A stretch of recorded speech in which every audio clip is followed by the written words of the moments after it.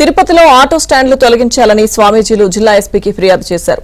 ఇటీవల railway station దగ్గర భక్తులపై auto డ్రైవర్లు దాడి చేశారని కంప్లైంట్లో తెలిపారు. శ్రీవారి భక్తులపై ఆటో డ్రైవర్లు దురుసుగా ప్రవర్తిస్తున్నారని, బలవంతంగా లగేజీలు తీసేసుకుని ఆటో ఎక్కిస్తున్నారని ఆగ్రహం వ్యక్తం చేశారు. తిరుపతి పవిత్రతను దెబ్బతీస్తున్న వారిపై కఠిన చర్యలు తీసుకోవాలని స్వామీజీలు కోరుతున్నారు.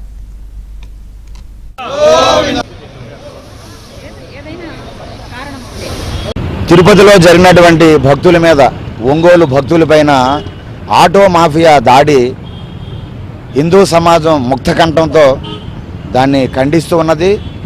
చాలా బాధపడుతూ ఉన్నారు. ఎందుకంటే శ్రీవారి భక్తులు తిరుపతి వస్తేనే ఈ తిరుపతి మహానగరం. భక్తుల మీదే దాడులు చేసి భక్తుల్ని పైశాచికంగా చిత్రహింసలకు గురి చేస్తే ఇక తిరుపతిలో భక్తులందరూ కూడా రావడం మానేస్తే ఏమి పరిస్థితి? ఈ ఆటో మాఫియా మెట్రోపాలిటన్ సిటీస్లో భారతదేశంలో ఎక్కడ ఆటో స్టాండ్లు లేవు, కానీ అటువంటి తిరుపతిలో ఎందుకు? గతంలో కూడా చాలా దుష్ప్రవర్తనతో ఈ ఆటో వాళ్ళు అనేక దాడులు చేశారు. మద్యం తాగి అనేక రకాల అకృత్యాలు చేస్తున్నారు. చంద్రబాబు నాయుడు గారు దయచేసి పవన్ కళ్యాణ్ గారు దృష్టి పెట్టి ఈ ఆటో మాఫియా ఎక్కడ లేకుండా చేయండి.